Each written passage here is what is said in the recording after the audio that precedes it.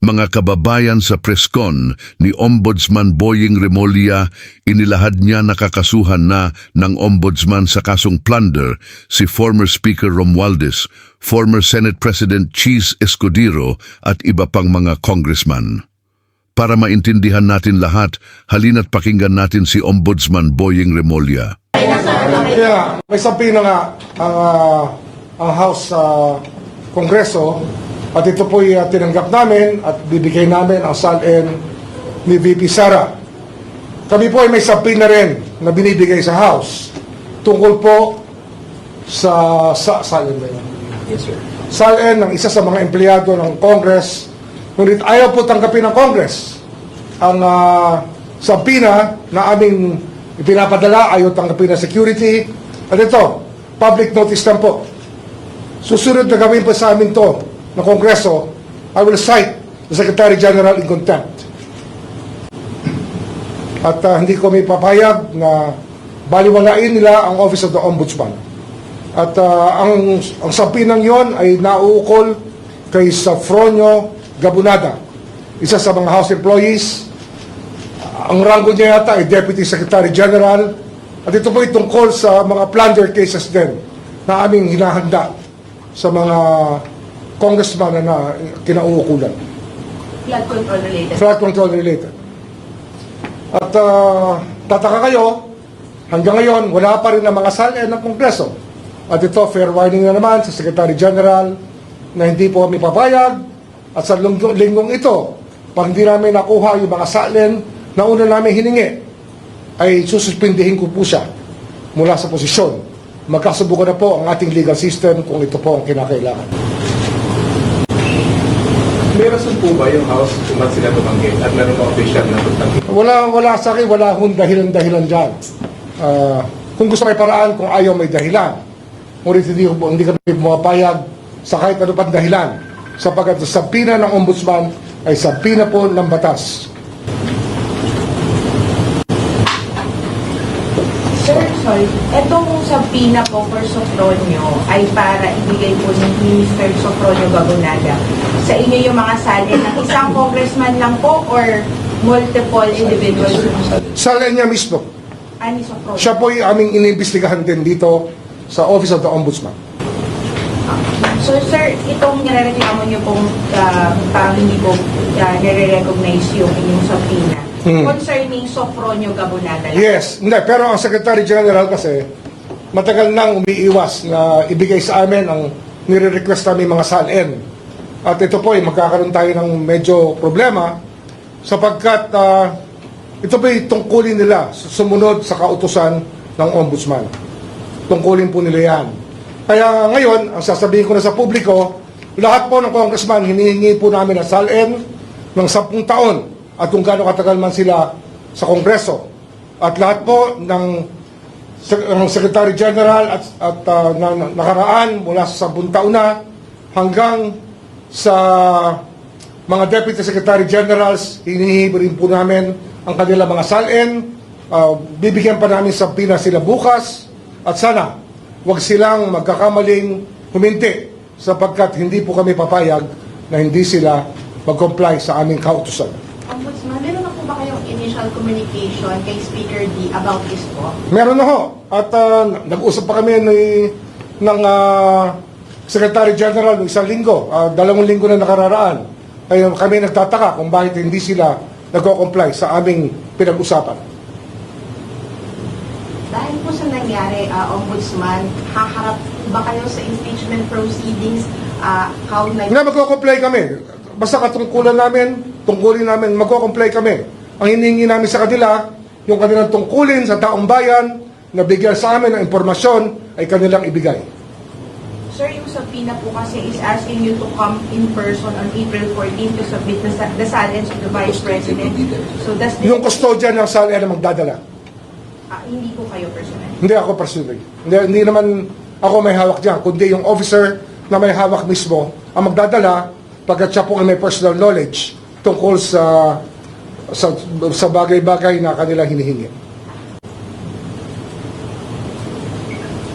Ombudsman, may naisip ba kayong reason kung bakit ayaw i-provide ng ibang lawmakers yung SALN nila? Hindi ko naintindihan kasi ang batas ay batas. Dapat sumunod sila.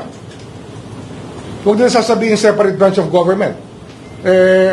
Kung sila ay kahit speaker pa o kahit ano pang rango, pag may subpoena po, sumusunod po tayo. Kung sa korte po tayo sinabpina, susunod po tayo.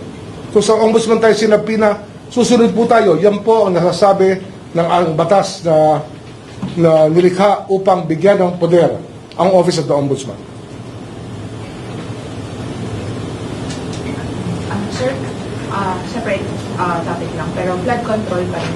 Sir, kasi may copy po ako nitong information about yung request po ng Ombudsman sa preventive full departure order for the Yap brothers. This was granted by court. Nakalagay po kasi dito sa request nyo, you cited na they may be liable for graft and malversation. We would just like to have a confirmation. Isa yan sa aming inahandang kaso. Marami pong kaso na malamang lumabas na ngayong Abril at marami pong lalabas na kaso sa Mayo. At hindi lang po malversation, kundi plunder po, ipa-file na namin. Plunder cases will be filed by this office against high-ranking people very soon enough, by the month of May. But sir, as far as the Yap brothers are concerned, graft and malversation pa rin may hindi. Pwedeng plunder din. Depende pa sa aming findings. Pwedeng plunder din. Because we want the Supreme Court to revisit the doctrine of plunder.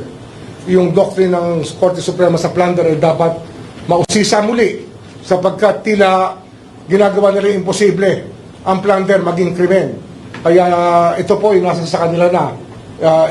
Bibigay namin ang responsibilidad sa Korte Suprema upang maglahad ng tamang patakaran tungkol sa plunder. Sapagkat meron na po silang nakaraang mga ruling na hindi po sang-ayon sa aming paniniwala. So, sir, sorry, yung sa Supreme Court, you filed a motion for them to clarify? Hindi. Sinasabi ko lang na plunder yung file namin at darating sa kanila ang tanong na yan muli upang mabisita nila muli ang mga doktrina na kanilang nilabas tungkol sa plunder. Sir, kasi I understand yung sa Yap brothers ko meron ng civil forfeiture cases against... Meron din. Ang problema nga kasi, yung Secretary General, pag hindi biyasa may binigay, ang SALN, ay para sinasabi nila, hindi kayo pwede mag-file ng civil forfeiture cases. They're gonna frustrate the ends of justice. I'm warning the Secretary General, do not do this again. We will cite you for contempt and we will suspend you, if not remove you from office.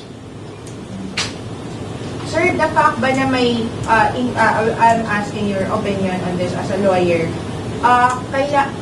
given na meron na pong civil forfeiture cases na pending against the Yap brothers, does this make them liable for plunder already?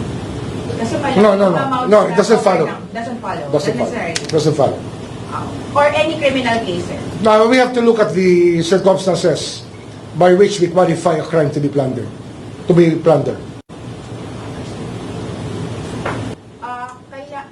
Given na meron na pong civil forfeiture cases na pending against the Yap brothers, does this make them liable for plunder already? Kasi No, it doesn't follow. Doesn't follow. Or any criminal case, sir? Now, we have to look at the circumstances by which we qualify a crime to be plundered.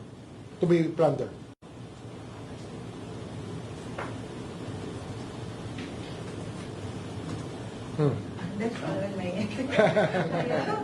Anyway, Okay, sir. in the same light, I'd like to say that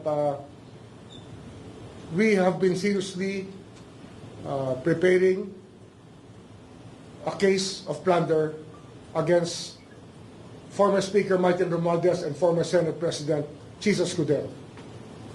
Plunder rin ang aming hinahandang kaso para sa kanila. Sir, Related sa- on record, sir. And as a conspiracy, with the element of conspiracy involved in the preparation of the complaint. How soon po ito? Well, within the month of May. We're just tying up many things that have to be there for us to make a case out of it. Pero the Senate President, the former Senate President, and the former Speaker will be subjected to a case of plunder very soon. Flood control case, flood control related po ito, sir. Ito Flood control related in so many ways, yes. Ombudsman, sila na po yung sinasabi nyo kanina ng matataas na opisyal na kaswal. Sila yan. Pero marami pang iba kasi nga marami pang ibang mga miyembro ng dalawang bahay na maaaring tamaan din ng mga kaso ng plunder sa aming hinahanda ngayon. Sir, curious lang. Since ito ay involving former Senate President and Speaker, may kinalaman din ba sa violation of, drafting a budget? Exactly. Not necessary. It's actually the way that the budget was passed upon by the two houses and how many things have been implemented because of that. Budget process, sir. Budgetary process. Conspiracy. Conspiracy. Sir, pwede nyo ma-expound paano po nag-evolve yun sa part ng conspiracy? Now you'll get it later on when we explain the facts. Makukuha nyo yan. Madaling maintindihan. Actually, narinig nyo na yung istorya. Narinig nyo na yung istorya mula sa mga testigo dati sa Senate.